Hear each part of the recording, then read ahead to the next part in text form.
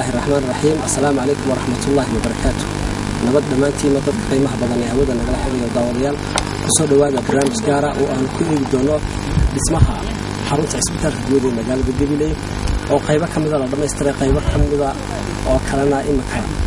إن هوش اللي بيشرب السيد لو بلا لها يبقى قرشوا يهاي جود هم بين عسبتها جودي لما يسترى إن اسمها عصب هي جود هم با يقلل خا هم با إن سميتها عسبتها كان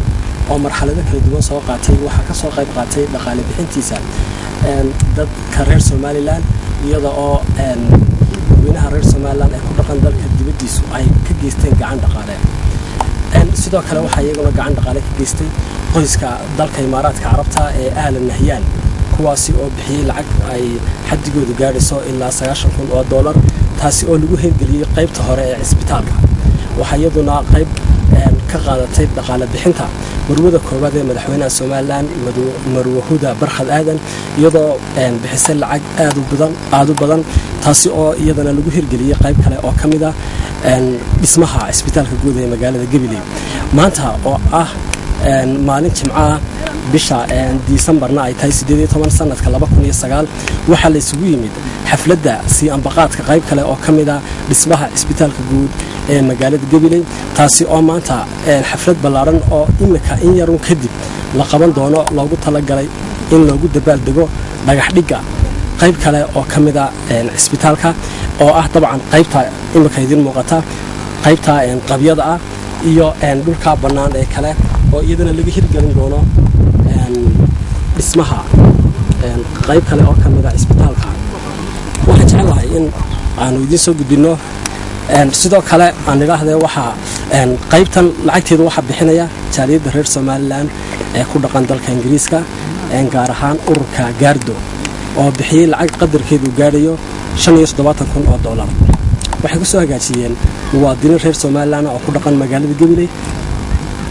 gaar ahaan guddiga horumarinta ee gobolka oo gudoomiye ka yahay Sheekh Maxamuud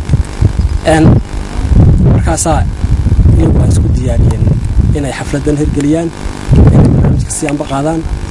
waxa sidoo kale iyaduna jirta lacag aad u badan oo ugu jirta akoonka dhakhtarka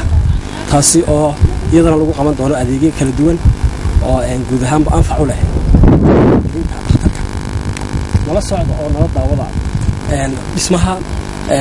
barxadda bannaan loogu talagalay in uu ka dhisnaado isbitaalka guud oo dabcan meel aad u ballaaran haddii lagu guulaysto dhamaystirkeedana wax badan u qaban doonta adeega caafimaad ee ay u baahan yihiin bulshada reer Somaliland gaar ahaan inta ku dhaqan gobolka Gabiley magaalada caasimadda oo ay Gabiley degmooyinka hoos yimaada iyo guud ahaanba inta ay ka kooban tahay gobolkani mas'uuliin tiro badan ayaa lagu soo casuumay xafladda oo ay ka mid yihiin gudoomiyaha gobolka Gabiley ama barasaabka gobolka Maxamed Axmed Cabdi Xabiib maayirka magaalada Gabiley Aadan Maxamed Bade maayir xigeenka gudoomiyaha guddiga horumarinta gobolka Sheekh Maxamuud xildhibaan ka socda golaha wakiilada oo ay ka mid yihiin xildhibaan Ibrahim Axmed Haybe iyo xildhibaan Xasan Cawaale Caynaan sidoo kale iyaguna waxa jooga daawadayaal dhakhaatiir tiro badan oo ay ka mid yihiin Dr. Maxamed Yuusuf oo cali culumo Dr. Liibaan iyo dhakhaatiir kale oo iyagu ka mid ah dabcan ardaydii dhawaan ka qalin jabisay jaamacadda Hargeysa guud ahaanba sidaas ayaan idin soo dhaweynaynaa sida xafladda ay u dhacday baan jecelahay markan inaan idin soo gudbino iyadoo mas'uuliyiinta ka soo qayb gashay midba kelmad uu ka oran doono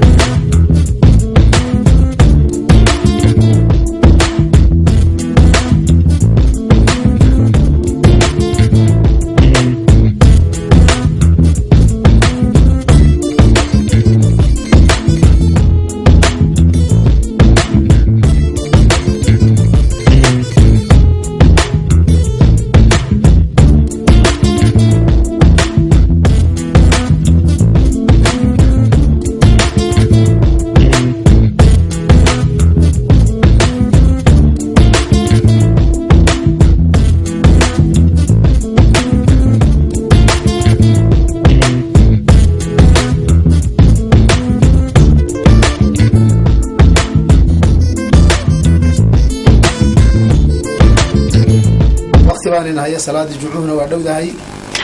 وحال خير الكلام ما دل وقل هذا هو حق خير بدن وحي ujeedadana tusa ee soona kooban kullu waxa la tahay waxa weeyaan faafahinta xafladda waxa fiicnay markaan ogaaday inaan runtii kelmadeeda ilaaho waxay la tahay arrimaha in isugu nimid wax arrimadan guud weeyi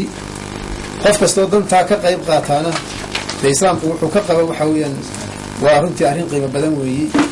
arrintan dhakhtarka qidii wax ku deeqday adduunyo ku deeqday ama cilmi ku deeqday ama xoog ku deeqday oo dhan waxaan oran karnaa waxa weeyaan